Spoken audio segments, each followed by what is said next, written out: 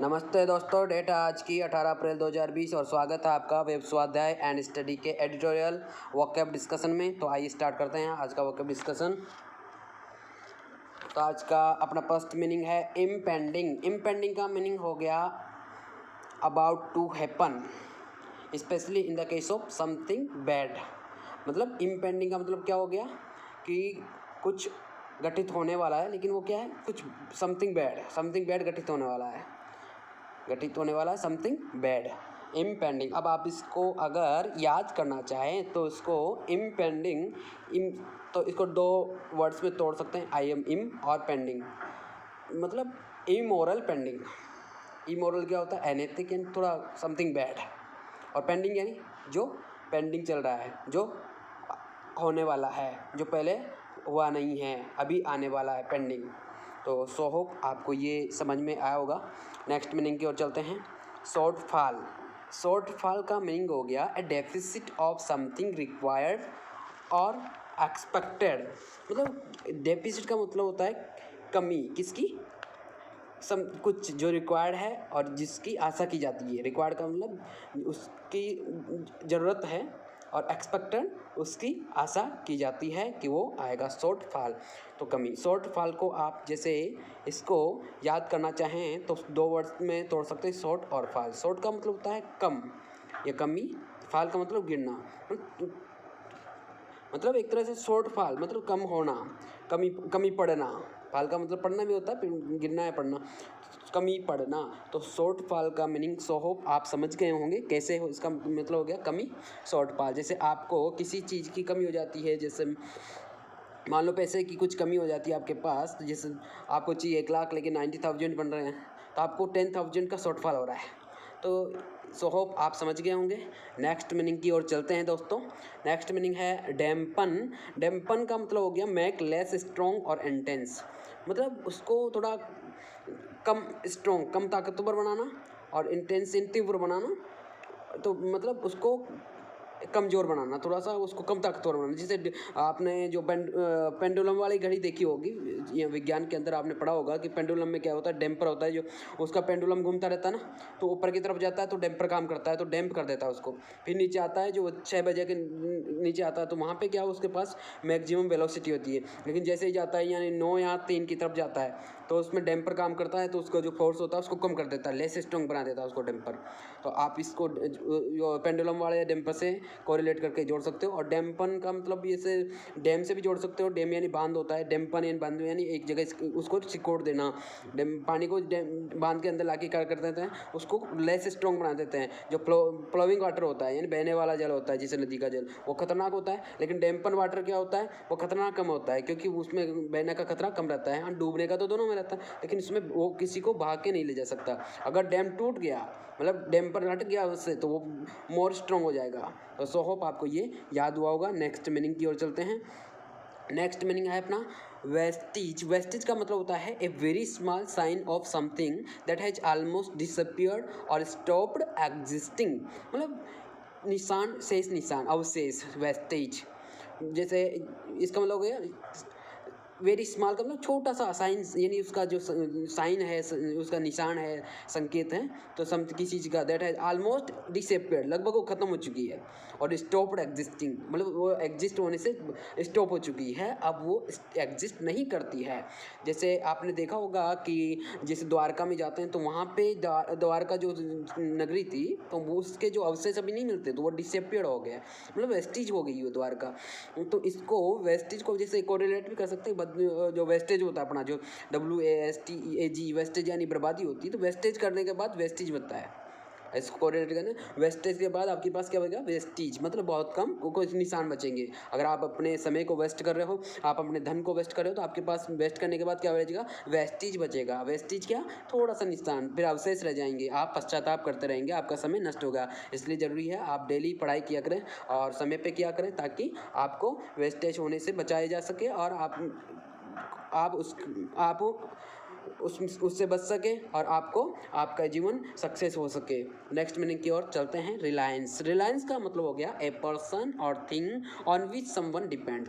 कोई व्यक्ति या कोई वस्तु जिस पे कोई डिपेंड करता है, निर्भर करता है, उसको बोल देते हैं रिलायंस, रिलायंस का एक हिंदी मीनिंग हो गया भरोसा, मतलब किसी के ऊपर रिलाई कर देना। RELY रिलाई यानी किसी पे डिपेंड करना। रिलायंस यानी वो पर्सन और thing on which someone depends. तो रिलायंस फाउंडेशन है अपने अंबानी वाला, उससे कोरिलेट करके इसको आप याद कर सकते हैं, क्योंकि आपको याद होगा रिलायंस जो भरोसे का नाम है, रिलायंस कंपनी भरोसे का नाम है, तो उससे आप कोरिलेट करके आराम से इसको याद रख सकते हैं। तो चलते हैं नेक्स्ट मीनिंग की ओर। नेक्स्ट मीनिंग है अपना मेटामॉर्फोज्ड। मेटामॉर्फोज्ड का मतलब टू चेंज द फॉर्म और नेचर ऑफ, और दूसरा है ट्रांसफॉर्म यानी रूपांतरण यानी कायांतर। तो मेटामॉर्फोज्ड जो होता है उसको आप याद करने के लिए मॉर्फिज्म जो प्रोसेस होता है, जो अपने चट्टानें होती है, जैसे कायांतरिक चट्टान होती है, मेटामॉर्फिक चट्टान बोलते हैं उसको, तो उससे कोरिलेट करके इसको याद कर सकते हैं। मेटामॉर्फोज्ड का मतलब होता है रूपांतर, और मेटामॉर्फिक जो चट्टान होती है उसको आप इसको रिलेट करके याद रख सकते हैं। तो चलते हैं नेक्स्ट मीनिंग की ओर। नेक्स्ट मीनिंग है अपना एक्स्ट्रापोलेट। एक्स्ट्रापोलेट का मतलब हो गया to predict by projecting past experience और नॉन डाटा। ये प्रेडिक्ट का मतलब होता है किसी के बारे में बताना, यानी किसी के बारे में संभावना व्यक्त करना, भविष्यवाणी करना। बाय प्रोजेक्टिंग पास्ट एक्सपीरियंस, किसको प्रोजेक्ट करते हैं, किसको यूज में लेते हैं, पास्ट एक्सपीरियंस जो आपने भूतकाल के अनुभव हैं, और ये नॉन डाटा है, आपके पास जो डाटा नॉन है। तो एक्स्ट्रापोलेट या एक्स्ट्रापोलेट जो भी है, आप इसको कई लोग एक्स्ट्रापोलेट ही बोलते हैं, लेकिन ये आपको देखिएगा पोलेट दिख रहा है, इसको पैलेट बोलते हैं। तो एक्स्ट्रापोलेट का मतलब हो गया कि आपके पास भूतकाल का जो अनुभव है और जो आपके पास कोई नॉन डेटा है, उसकी सहायता से आप कुछ चीज़ के बारे में पता लगा रहे हो, तो उसको बोल देते हैं एक्स्ट्रापोलेट, नतीजा निकालना या पता लगाना। तो इसको जैसे बद्य वर्ष में तोड़ना चाहे तो एक्स्ट्रा इलेक्शन पोल करवा के उस इलेक्शन का उन्होंने रिजल्ट निकाला। मतलब एक्स्ट्रा इलेक्शन पोल करवा के उस इलेक्शन का उन्होंने रिजल्ट निकाला, नतीजा निकाला। तो एक्स्ट्रापोलेट का मतलब नतीजा निकालना, टू प्रेडिक्ट करना। तो सो होप आपको ये समझ में आया होगा। तो नेक्स्ट मीनिंग की ओर चलते हैं दोस्तों। नेक्स्ट मीनिंग है लिंगर्ड। लिंगर्ड का मतलब हो गया to take a long time to leave और डिसअपियर। मतलब लीव का मतलब बाहर होना, या डिसअपियर होना, डिसअपियर यानी अदृश्य होना, या वहाँ से ख़त्म हो जाना या चले जाना। तो ये किसी जगह से बाहर जाना या वहाँ से उस जगह को छोड़ने में जो लॉन्ग टाइम लेता है, तो उसको बोलते हैं लिंगर्ड। आपको याद होगा जैसे लिंगर्ड्स को ऐसे बोल के तो थोड़ा सा इसमें लंगर याद आ जाता है अपने को। तो लंगर वाली जो परंपरा है सिखिज्म की, सिख धर्म की, वो बहुत देर तक, बहुत पुराने समय से चली आ रही है। तो ये लिंगर को लंगर से जोड़ के कोरिलेट करके आप इसको याद रख सकते हैं। आप सो होप आपको ये समझ में आओगा। लिंगर का मीनिंग हो गया देर तक ठहरना। आगे चलते हैं दोस्तों। हेराल्डेड। हेराल्डेड का मतलब हो गया टू अनाउंस और सिग्नल द अप्रोच ऑफ। मतलब हेराल्डेड का मतलब क्या हो गया, टू किसी चीज़ का अनाउंस करना या सिग्नल यानी उसका सूचकांक होना, उसका अप्रोच यानी पहुंच का सूचक होना। तो इसको आप कोरिलेट कर सकते हो राहुल गांधी के हेराल्ड केस से। तो इसको हेराल्ड जो केस है उससे कोरिलेट करने के लिए एक सेंटेंस बनाते हैं बद्दा वाला। तो इसमें अपन याद करते हैं हेराल्ड प्रकाशक यह उद्घोषणा करता है, यह सूचित करता है कि उसकी पुस्तकें दृष्टि में बिल्कुल सटीक और प्रामाणिक है। उद्घोषणा करता है। हेराल्ड काफ़ी अच्छा नाम है, लेकिन अभी क्या है, सोनिया और राहुल गांधी जी का इसमें केस चल रहा है, तो उसको हेराल्डेड हो रहा है। तो हेराल्डेड ये सेकंड फॉर्म है। तो इसको आराम से यह राहुल गांधी से कोरिलेट करके याद रख सकते हैं। हेराल्डेड मतलब सूचना, यहाँ उद्घोषणा करना, सूचित करना। सो होप आप समझ गए होंगे। आगे चलते हैं नेक्स्ट मीनिंग की ओर। नेक्स्ट मीनिंग है अपना क्यू। क्यू मीनिंग हो गया ए सिग्नल और रिमाइंडर, मतलब कोई संकेत जो रिमाइंड कराए आपको याद दिलाए। तो क्यू जैसे इसको याद करने के लिए आप इसको कोरिलेट कर सकते हैं प्रश्नवाचक वाक्य से। क्यों क्यों क्यों कहते हैं, आपके दिमाग में आएगा ना संकेत, कुछ क्या बोल रहा है, क्यों क्यों, इसको आप कोरिलेट कर सकते हैं CUE, क्यों यानी संकेत। अब चलते हैं नेक्स्ट मीनिंग की ओर। नेक्स्ट मीनिंग है अपना कॉम्बैट। कॉम्बैट का मीनिंग हो गया टेक एक्शन टू रिड्यूस और प्रिवेंट।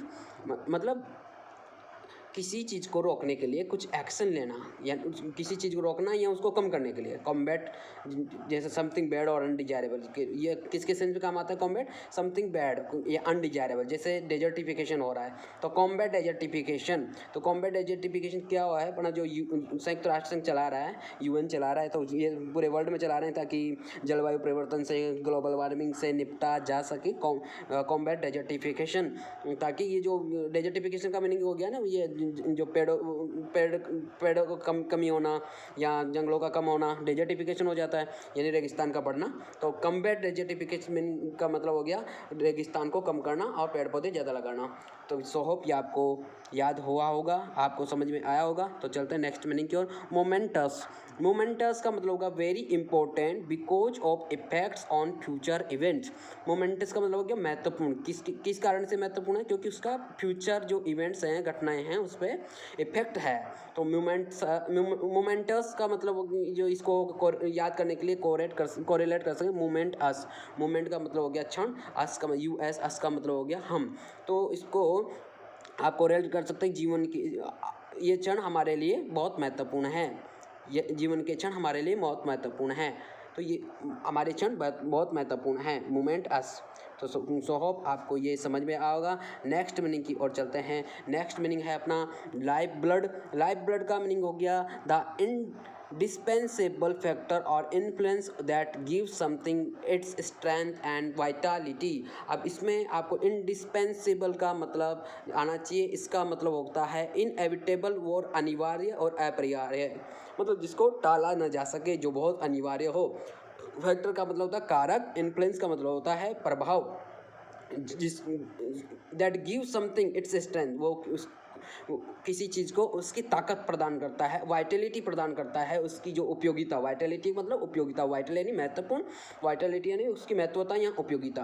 तो लाइफ ब्लड का मीनिंग हो गया जीवन जीने के लिए आवश्यक रक्त, मतलब बहुत ज़्यादा महत्वपूर्ण। सो होप आपको ये लाइफ ब्लड, लाइफ के लिए ब्लड, जीवन के लिए रक्त, आवश्यक रक्त, आवश्यक चीज़ आपको समझ में आई होगी। आगे चलते कैलिब्रेट। कैलिब्रेट का मतलब होता है टू मेजर प्रिसाइजली, मतलब जांचना। प्रिसाइजली का मतलब होता है ठीक ठाक, बहुत एरर का कम होना। जैसे मेजरमेंट जो फिजिक्स के अंदर आप पढ़ते हैं कि कोई भी इंस्ट्रूमेंट होता है, जैसे किसी किराने की दुकान है, उसकी जो तुला है मापने की, जो जिससे वो मेजरमेंट करता है, तुला जो बोलते हैं जिसे, तो उसको क्या है, ये जो डिपार्टमेंट्स वाले होते हैं तो साल में एक बार उसको चेक करते हैं कि ये सही से काम कर रही है या नहीं कर रही है। तो उसको चेकिंग का जो प्रोसेस होता है उसको बोलते हैं कैलिब्रेशन, मतलब उसका मूल्यांकन करते हैं कि ये सही से कर रही है, नहीं कर रही है, इसमें कुछ एरर तो नहीं है। तो कैलिब्रेट का मतलब होगा जांचना, उसको जांचते हैं। जो सभी मशीनें होती है उसको जांचा जाता है। जैसे डिफेंस की कोई भी इक्विपमेंट्स काम करते हैं तो साल में एक बार उनको चेक करते हैं कि ये सही से काम कर रहे हैं, नहीं कर रहे हैं।